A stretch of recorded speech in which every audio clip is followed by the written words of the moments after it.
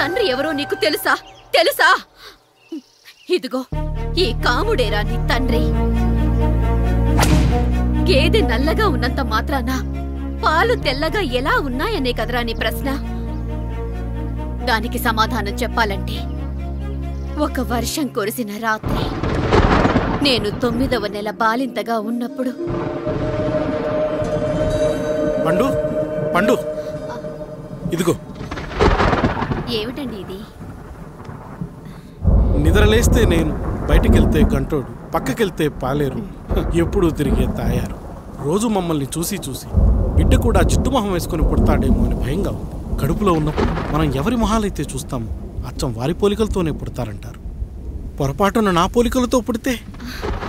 అదేంటి కాముడు, నీకేం తక్కువ? జుట్టు ఉండాల్సిన చోట లేకుండా అవసరం లేని చోట విపరీతంగా పెరిగిపోతుంది. మనకు పుట్టబోయే బిడ్డ గొప్ప అందగాడై ఉండాలి. ఇదిగో రోజు ఈ దేవుడి ఫోటోలు చూడు, వాళ్ళలాగే అందంగా పుడతాడు.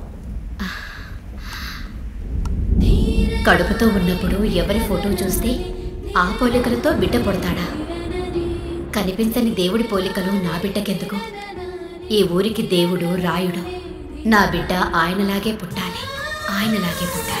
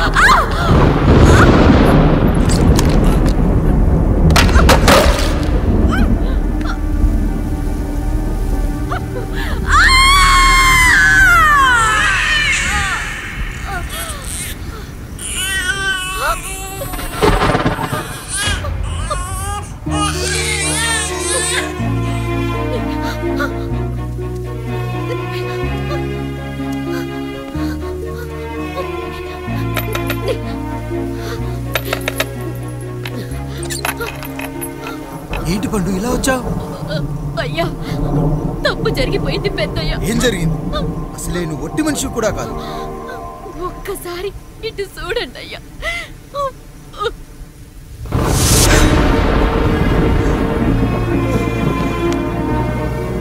వీడేంటి అచ్చం నాలా ఉన్నాడు? అసలేంటి, ఎందుకు ఇలా జరిగింది? నువ్వు ఎప్పుడైనా చీకట్లో పంపు సైడ్ దగ్గరికి వచ్చావా? మరి అమలాపురంలో శివాలయం దగ్గర రత్నాలు నీకేమైనా అమ్మవుతుందా?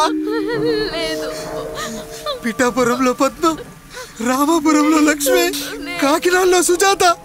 అయ్యో దేవుడా, అసలు ఇదంతా ఎలా జరిగింది పండు? అయ్యా, ఇదంతా కాముడి వల్లే అయ్యా, కాముడి వల్లే. కాముడా? కాముడి కుటుంబానికి నాకు ఏం గుర్తు రావట్లేదే.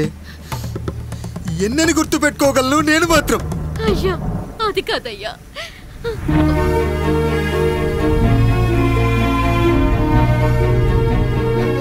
అలా రోజు మీ ఫోటో చూసి చూసి అచ్చం మీలాగే పుట్టాడు. అయ్యో, నా పోలికతో బిడ్డ కావాలనుకోవడం ఏంటి పండు?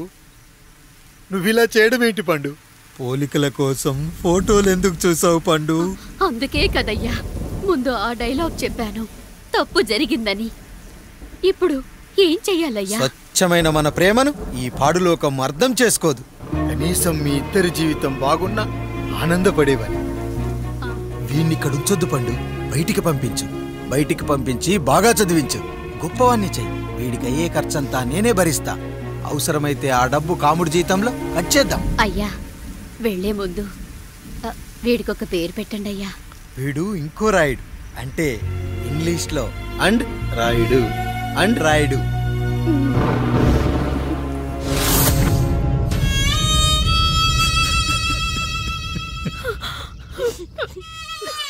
ఇది రా నీ కథ, నా గతం. నిన్ను చదివించడం కోసం ఆయన మీ నాన్న జీతంలోంచి నెలకి 3000, 4000 కోసేసిచ్చేవారు. అప్పుడు ఆయన పడిన బాధ పగవాడు కూడా పడకూడదు. చూసావారా, దేవుడు లాంటి పెద్దయ్యని అనవసరంగా అనుమానించడం ఎంత పెద్ద తప్పు చేశావో అర్థమైందా? ఒకడు నిమ్మకాయ పెట్టి పసుపు వేసి ఉప్పు కలిపి పులిహోర చేయొచ్చు, కానీ ఆ పులిహోర ఎప్పటికీ దేవుడి ప్రసాదం. నువ్వు ఆ దేవుడి ప్రసాదం. ఇక ఆయనే మీ నాన్న. చూసావా అమ్మా, ఈ రోజు నుంచి నాకు 3 అమ్మలు 2 నాన్నలు. నీకు మాత్రం ఒక్కడే భర్త, నాన్నకు మాత్రం ఒక్కటే భార్య. మా నాయనే. అయ్యా, బిడ్డను ఒక్కసారి ఎత్తుకొని తిప్పండి అయ్యా. బాబు, నాన్నా,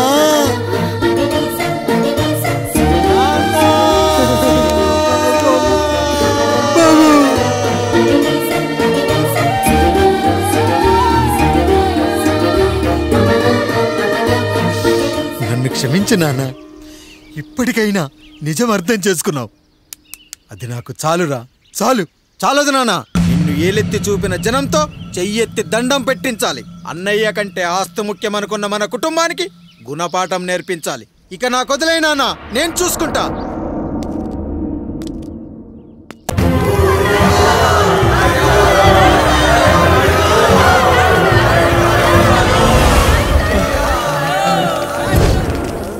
ప్రజల్లారా, నా బిడ్డల్లారా, నా జీవితం మీకే అంకితం.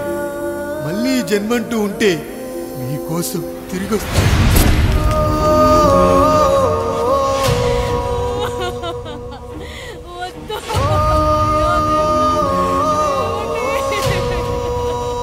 వద్దయ్యా, వద్దు, వద్దయ్యా, వద్దయ్యా.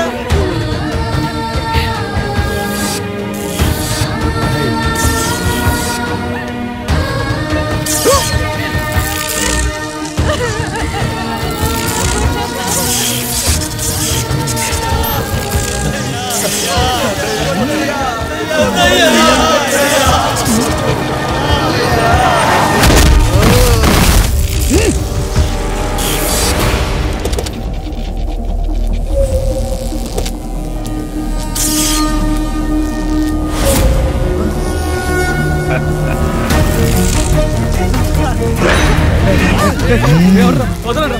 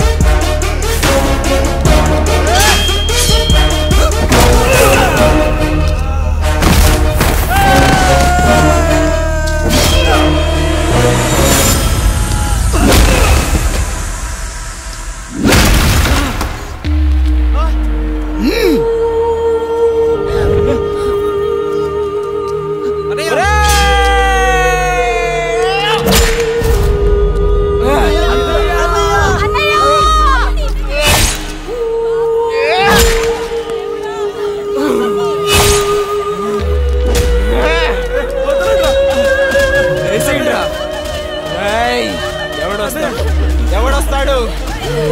నిన్ను కాపాడటానికి ఎవడొస్తాడు?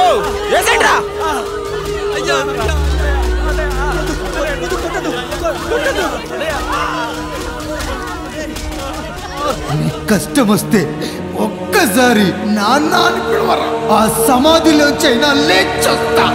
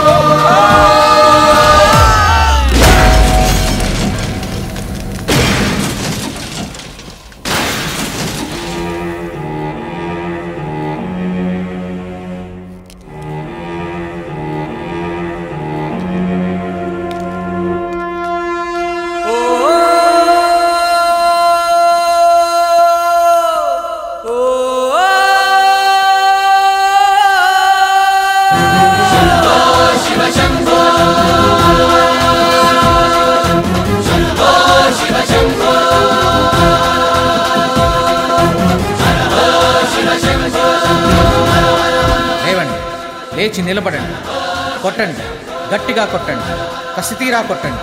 ఈ చిత్రంలోని నటులను, సాంకేతిక నిపుణులను ఎక్కడ పడితే అక్కడ కొట్టండి. కనిపించిన ప్రతి చోట కొట్టండి చప్పట్లతో.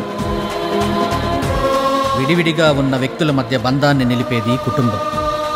విడిపోయిన కొబ్బరి ఆకులను కలిపి ఉంచేది కొబ్బరి మట్ట. కుటుంబం కోసం నిలబడ్డ ఎందరో అన్నయ్యలకు మా ఈ చిత్రం అంకితం.